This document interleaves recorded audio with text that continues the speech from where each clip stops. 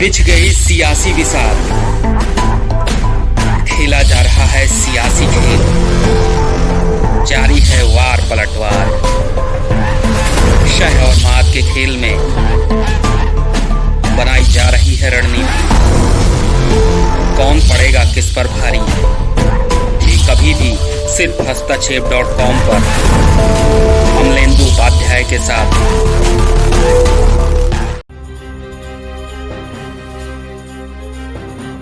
नमस्कार, दिन भर की बड़ी खबरों में आपका स्वागत है। आपके साथ मैं हूं आदित्य कुमार।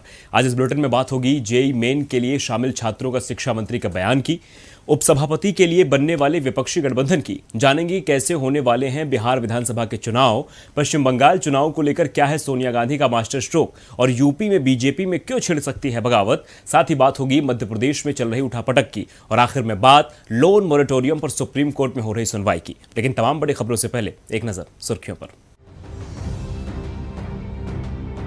पश्चिम बंगाल के सीएम ममता बनर्जी ने दिए निर्देश, नीट परीक्षा के मद्देनजर 12 सितंबर को पश्चिम बंगाल में नहीं रहेगा लॉकडाउन, सीएम ने ट्वीट कर दी जानकारी। बिहार में चुनाव से पहले आरजेडी को नुकसान, वरिष्ठ नेता रघुवंश सिंह ने पार्टी से दिया इस्तीफा, कहा मुझे माफ करें, लालू यादव के करीबी है रघुवंश सिंह। बीजेपी के पूर्व सांसद और अभिनेता परेश रावल को मिली नई जिम्मेदारी, परेश रावल बने नेशनल स्कूल ऑफ ड्रामा के चेयरमैन, पद्मश्री से सम्मानित हैं परेश रावल।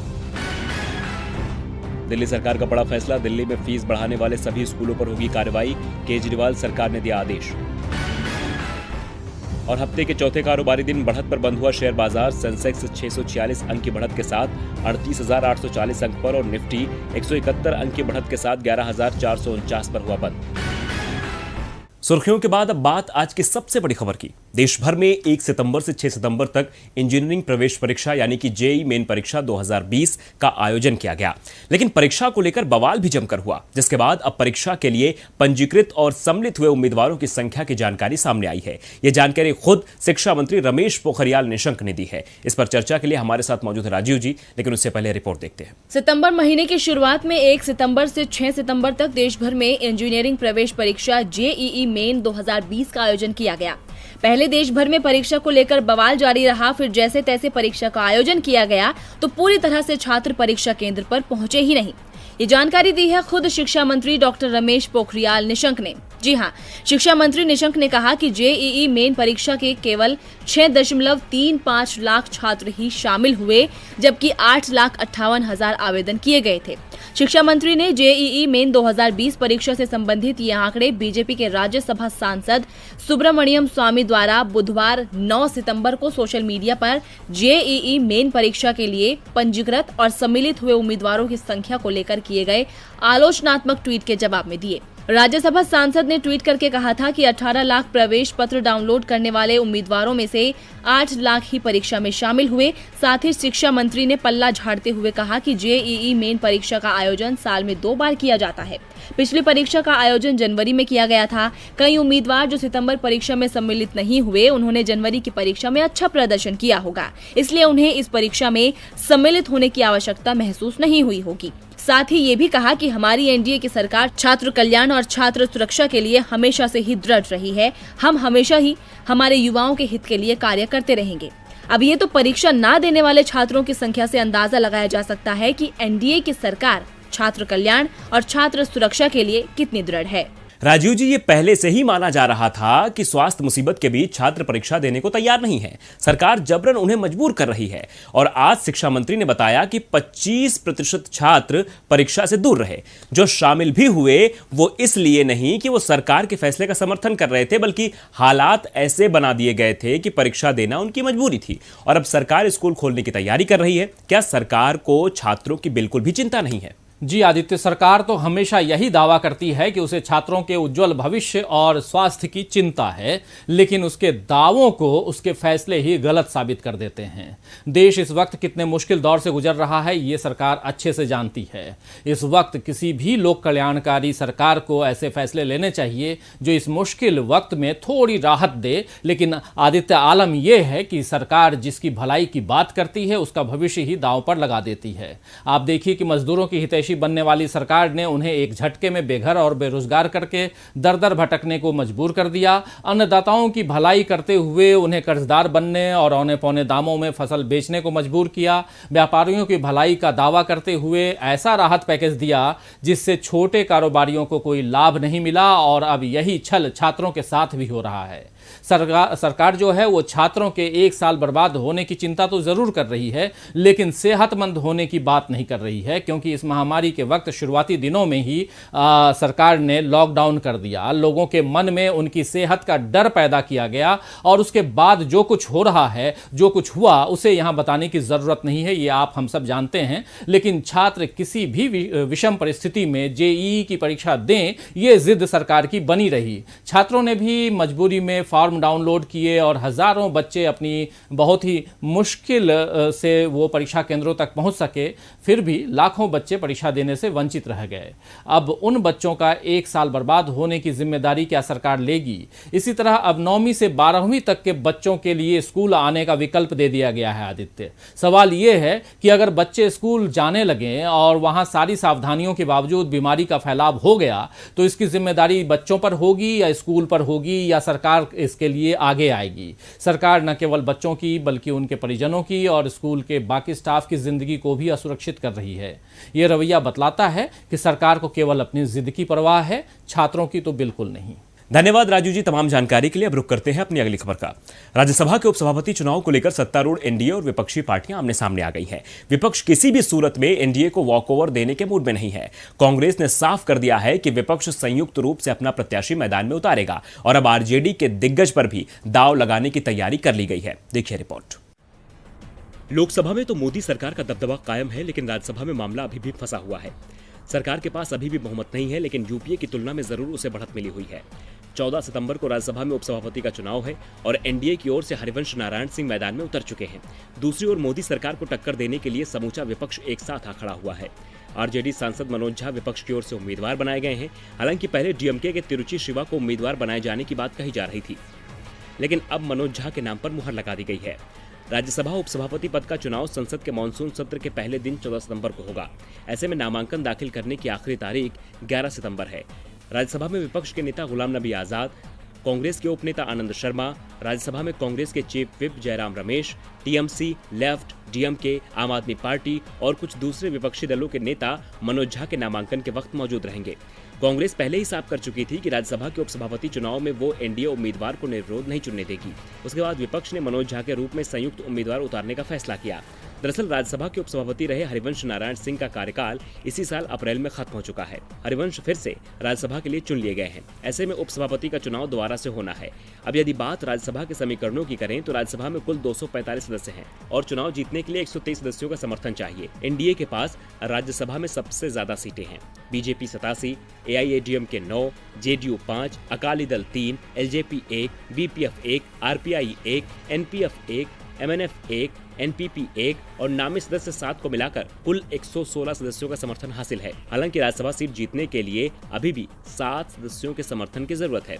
वहीं यूपीए के आंकड़े को देखें तो कांग्रेस 40, वामपंथी दल 6, DMK 7, RJD 5, Shiv Sena 3, NCP 4, Muslim League 1, JDS 1, JMM 1, Kerala Congress 1 और टीडीपी के 1 राज्यसभा सदस्य का समर्थन हासिल है।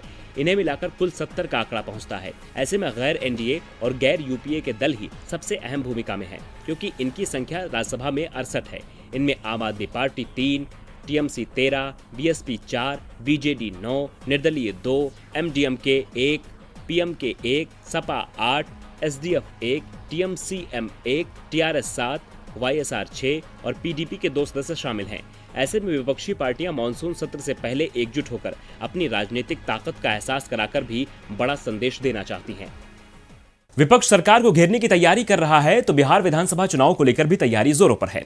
बिहार में चुनाव की तारीखों का ऐलान अब कभी भी हो सकता है, जिसे लेकर चुनाव आयोग लगातार बिहार में चुनाव की तैयारियों की अपडेट ले रहा है, क्योंकि महामारी के दौर में चुनाव कराना किसी चुनौती से कम नहीं है। बिहार में स्वास्थ्य हालात लगातार खराब होते जा रहे हैं। राजनीतिक दल चुनाव आयोग से फरियाद कर रहे हैं कि ऐसे मौके पर चुनाव को कुछ समय के लिए टाल देना चाहिए, लेकिन चुनाव आयोग भी जिद पर अड़ा है कि विधानसभा चुनाव तो समय पर ही होंगे। आयोग की ओर से तैयारियां भी लगभग पूरी कर ली गई हैं और अब सबको इंतजार है चुनाव के ऐलान का। बिहार विधानसभा का कार्यकाल 29 नवंबर को समाप्त हो रहा है। ऐसे में चुनाव का ऐलान अब कभी भी हो सकता है और चुनाव आयोग से जो संकेत मिल रहे हैं उससे साफ है कि चुनाव का ऐलान 1 सप्ताह के अंदर कर दिया जाएगा। चुनाव 3 चरणों में कराए जा सकते हैं। 2015 में विधानसभा चुनाव का ऐलान चुनाव आयोग द्वारा 9 सितंबर को किया गया था। 9 सितंबर के बाद से ही कयास लगाए जाने लगे थे कि कभी भी बिहार विधानसभा चुनाव की घोषणा हो सकती है। दशहरे और दीपावली के बीच में मतदान की पूरी प्रक्रिया निपटाई जा सकती है और दीपावली से पहले ही मतदान की गणना कराई जा सकती है। वैसे यदि कोई परेशानी आती है तो मतगणना का काम छठ पर्व के बाद भी कराया जा सकता है। 29 नवंबर से पहले बिहार को नई सरकार मिल जाएगी। पिछले 7 दशकों में हुए निर्वाचन से इस बार की चुनाव प्रक्रिया काफी नई और अलग होगी, क्योंकि महामारी कारण राज्य 6 महीने के लॉकडाउन और अनलॉक के बीच झूल रहा है। बिहार विधानसभा चुनाव के साथ ही 1 लोकसभा सीट और 64 विधानसभा सीटों पर भी उपचुनाव कराया जाएगा, जिसमें से सबसे ज्यादा 27 सीटें मध्य प्रदेश की हैं। निगाहें अब आयोग पर हैं, वो कब विधानसभा चुनाव का ऐलान करता है। विधानसभा चुनाव को लेकर बिहार में तैयारियां तेज हैं तो पश्चिम बंगाल के विधानसभा चुनाव को लेकर भी सरगर्मियां तेज होती जा रही हैं। जहां सत्तारूढ़ टीएमसी और बीजेपी के बीच अब तक सीधा मुकाबला समझा जा रहा था, लेकिन अब कांग्रेस ने भी कमर कस ली है। कांग्रेस ने सूबे की सियासत से बखूबी वाकिफ रहने वाले दिग्गज को चुनाव की कमान सौंप दी है। तो सोनिया ने बंगाल में किस पर जताया है भरोसा, देखिए इस रिपोर्ट में। पश्चिम बंगाल में कांग्रेस की बंजर पड़ी जमीन पर फिर से जान फूंकने के लिए उस दिग्गज की जरूरत है जो यहाँ की सियासत को अच्छे से समझता हो, जो सीधा ममता और बीजेपी से टक्कर ले पाए। इसीलिए सोनिया गांधी ने बंगाल की सियासत के टाइगर अधीर रंजन चौधरी को मैदान में उतार दिया है। लगभग 1.5 महीने के इंतजार के बाद कांग्रेस ने लोकसभा सांसद अधीर रंजन चौधरी को पश्चिम बंगाल कांग्रेस समिति का प्रमुख नियुक्त कर दिया है। कांग्रेस महासचिव केसी वेणुगोपाल की ओर से जारी पत्र में कहा गया है कि कांग्रेस के अध्यक्ष सोनिया गांधी ने अधीर रंजन चौधरी को तत्काल प्रभाव से पश्चिम बंगाल कांग्रेस समिति का प्रदेश अध्यक्ष नियुक्त किया है। पिछले दिनों बंगाल विधानसभा में विपक्ष के नेता अब्दुल मन्नान ने अधीर रंजन चौधरी को प्रदेश अध्यक्ष बनाने की मांग उठाई थी। उन्होंने सोनिया गांधी को पत्र लिखकर कहा था कि अधीर रंजन चौधरी को लोकसभा में कांग्रेस संसदीय दल के नेता बने रहने के साथ साथ बंगाल प्रदेश अध्यक्ष भी बनाया जाए। उन्होंने अपने पत्र में कहा था कि पश्चिम बंगाल विधानसभा चुनाव में बीजेपी और टीएमसी दोनों दलों के खिलाफ लड़ने और उन्हें हराने के लिए अधीर रंजन चौधरी पार्टी का नेतृत्व करने की पूरी क्षमता रखते हैं। हालांकि उन्होंने यह भी कहा कि कांग्रेस प्रदेश अध्यक्ष बनने के कई दावेदार हैं, लेकिन वामपंथी दल कांग्रेस गठबंधन को मजबूत करने और बीजेपी और टीएमसी को हराने के लिए अधीर रंजन चौधरी सबसे बेहतर विकल्प होंगे। ये पहली बार नहीं है जब चौधरी को जिम्मेदारी सौंपी गई है। सोमेन मित्रा के जाने से पहले अधीर रंजन चौधरी ही बंगाल कांग्रेस के प्रदेश अध्यक्ष थे। हालांकि उस वक्त वो ज्यादा कमाल नहीं कर पाए, लेकिन जब से उन्हें लोकसभा में नेता विपक्ष बनाया गया है तब से वो मोदी सरकार को जमकर चुनौतियां दे रहे हैं। मुद्दा चाहे कोई भी हो, अधीर रंजन सड़क से लेकर संसद तक सरकार की घेराबंदी करते हैं, जिसका फायदा कांग्रेस को मिलता है।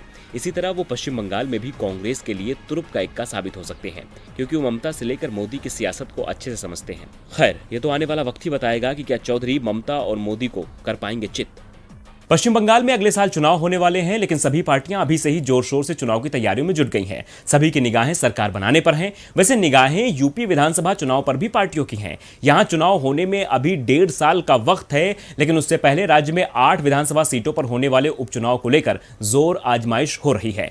बीजेपी की राज्य में सरकार है, इसलिए उपचुनाव में बीजेपी का हर नेता पार्टी का टिकट चाहता है, जिसने बीजेपी को मुश्किल में डाल दिया है। तो क्या है सीएम योगी की परेशानी, देखिए इस रिपोर्ट में। यूपी में 2022 में होने वाले विधानसभा चुनाव से पहले 8 सीटों पर होने वाले उपचुनाव को सेमीफाइनल के रूप में देखा जा रहा है। ऐसे में सभी पार्टियों के प्रत्याशी अपने अपने क्षेत्र में ताकत झोंके हुए हैं कि आला कमान की नजर उन पर पड़ जाए और उन्हें टिकट मिल जाए। उपचुनाव है तो जाहिर तौर पर सत्ताधारी दल बीजेपी के टिकट पर चुनाव लड़ने वालों की फौज सबसे ज्यादा होगी। इसी फौज ने सीएम योगी को परेशान कर रखा है। जौनपुर की मलहनी सीट पर बीजेपी की बड़ी लड़ाई है। पार्टी कभी इस सीट से नहीं जीती, लिहाजा दमदार प्रत्याशी की तलाश है। इस सीट पर इलाहाबाद विश्वविद्यालय के कभी छात्र नेता रहे मनोज सिंह की दावेदारी मानी जा रही है। इसके अलावा 2017 में बीजेपी से लड़ चुके सतीश सिंह भी लाइन में हैं।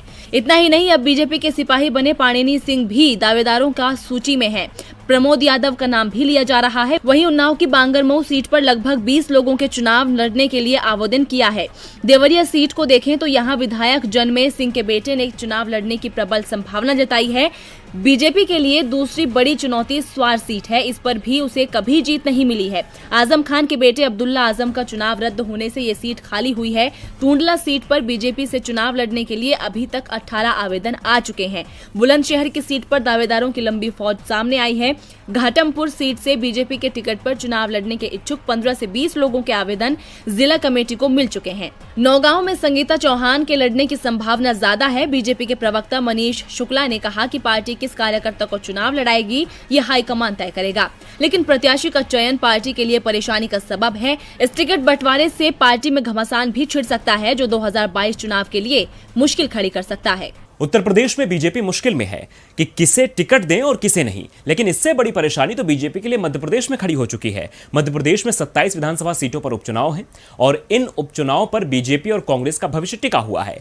चुनाव पर शिवराज सरकार की परीक्षा होनी है, इसकी वजह कोई और नहीं बल्कि सिंधिया समर्थक है। इसीलिए बीजेपी को हार का डर सता रहा है। मध्य प्रदेश में 27 सीटों पर होने वाले उपचुनाव को लेकर बीजेपी ने कमर कस ली है। सत्तारूढ़ पार्टी अपने नाराज नेताओं को मनाने की कवायद में जुट गई है। बीजेपी के राष्ट्रीय संगठन महामंत्री BL संतोष मध्य प्रदेश पहुंचे, जहां उन्होंने चुनिंदा मंत्रियों के साथ बंद कमरे में बैठक की। मीटिंग में मुख्यमंत्री शिवराज सिंह चौहान और प्रदेश अध्यक्ष विष्णुदत्त शर्मा भी मौजूद रहे। जानकारी के मुताबिक बीजेपी के राष्ट्रीय संगठन महामंत्री BL संतोष ने असंतुष्टों और पिछले विधानसभा के हारे हुए प्रत्याशियों और उनकी मौजूदा सक्रियता के बारे में बात की। सूत्रों के हवाले से ये कहा जा रहा है कि उन्होंने कैबिनेट मंत्रियों से ये दो टूक कह दिया है कि प्रत्याशियों को जिताने पर सम्मान मिलेगा और हारने पर गाज भी गिर सकती है। सूत्र ये बताते हैं कि BL संतोष ने ये साफ कह दिया है कि अगर आपके क्षेत्र में कोई प्रत्याशी हारा तो आपकी माइनस मार्किंग होगी, मंत्री हार के लिए जिम्मेदार माने जाएंगे। उनके इस बयान से साफ है कि अगर शिवराज सिंह चौहान चुनाव में अच्छा प्रदर्शन नहीं कर पाए तो दिल्ली दरबार में उनकी पेशी हो सकती है, साथ ही CM पद की कुर्सी भी जा सकती है। अगर ऐसा हुआ तो इसके सीधे तौर पर जिम्मेदार सिर्फ और सिर्फ सिंधिया ही होंगे, क्योंकि ज्योतिरादित्य सिंधिया के आने से बीजेपी के पुराने नेताओं में असंतोष है। खासकर उन नेताओं में ज्यादा रोष है जो पिछले विधानसभा चुनाव में हार गए थे। उन सीटों पर उपचुनाव में सिंधिया के लोगों को ही टिकट मिलेगा। ऐसे में इन सीटों से कभी बीजेपी के उम्मीदवार रहे लोग अपने सियासी करियर को लेकर चिंतित हैं, इसीलिए वो आक्रामक रुख अपना रहे हैं। ऐसे में पार्टी को सबसे ज्यादा टेंशन उस क्षेत्र के रूठे हुए लोगों को मनाने की है। बीजेपी के तमाम कद्दावर नेता उस क्षेत्र में कैंप कर रहे हैं, लेकिन अब तक कोई सकारात्मक नतीजा नहीं निकला है। अब अगर बीजेपी ने जल्द ही रूठों को नहीं मनाया तो हारना तय है। और बुलेटिन के आखिर में बात मोरेटोरियम में राहत की। दरअसल महामारी के दौर में RBI ने सर्कुलर जारी किया था, जिसमें बैंकों से कर्ज लेने वाले लोगों को 3 महीने की अवधि के लिए किश्तों के भुगतान में राहत दी गई थी। लेकिन जब लोन मोरेटोरियम खत्म करने की बारी आई तो मामला सुप्रीम कोर्ट में पहुंच गया। आज भी इस पर सुप्रीम कोर्ट में सुनवाई हुई, लेकिन कोर्ट ने सुनवाई 28 सितंबर तक के लिए टाल दी है, साथ ही राहत भी दी है। तो क्या है पूरा मामला, दिखाते हैं आपको इस रिपोर्ट में। लॉकडाउन के दौरान बैंकों की तरफ से दिए गए लोन मोरेटोरियम को लेकर आज फिर सुप्रीम कोर्ट में सुनवाई हुई। कोर्ट ने मोरेटोरियम के दौरान बैंकों की तरफ से ब्याज वसूलने को लेकर सुनवाई की। सुप्रीम कोर्ट ने लोन मोरेटोरियम मामले में सुनवाई 28 सितंबर तक टाल दी है, लेकिन कोर्ट ने कहा है कि पिछले हफ्ते दिया गया अंतरिम आदेश लागू रहेगा। पिछले हफ्ते सुप्रीम कोर्ट ने कहा था कि अगस्त के बाद अगले 2 महीने तक लोन अगर नहीं कोई चुका पाता है तो उसे बैंक नॉन परफॉर्मिंग एसेट यानी NPA की श्रेणी में नहीं रखेंगे। आपको बता दें कि पिछले हफ्ते सरकार ने सुप्रीम कोर्ट में हलफनामा दिया था, जिसमें उसकी तरफ से लोन मोरेटोरियम को 2 साल तक बढ़ाने का प्रस्ताव दिया गया है। दरअसल महामारी के दौर में RBI ने 27 मार्च को एक सर्कुलर जारी किया था, जिसमें बैंकों को 3 महीने के लिए किश्तों के भुगतान के लिए मोहलत दी गई थी।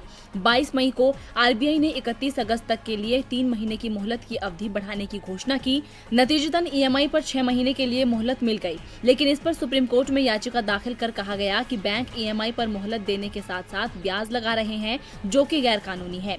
EMI का ज्यादातर हिस्सा ब्याज का ही होता है और इस पर भी बैंक ब्याज लगा रहे हैं, यानी ब्याज पर भी ब्याज लिया जा रहा है। इसी याचिका पर सुप्रीम कोर्ट ने RBI और केंद्र से जवाब मांगा था, जिसके बाद सरकार ने कोर्ट में हलफनामा दिया था। अब अगर सुप्रीम कोर्ट सरकार के इस प्रस्ताव को मान लेता है तो कर्जदारों को कम से कम 2 साल तक लोन चुकाने से राहत मिल सकती है, लेकिन ये किन शर्तों पर हो सकता है सुप्रीम कोर्ट ही तय करेगा। फिलहाल 28 सितंबर तक सुनवाई टल गई है। दिन भर की बड़ी खबरों में फिलहाल आज के लिए इतना ही। देखते रहिए DB लाइव। नमस्कार।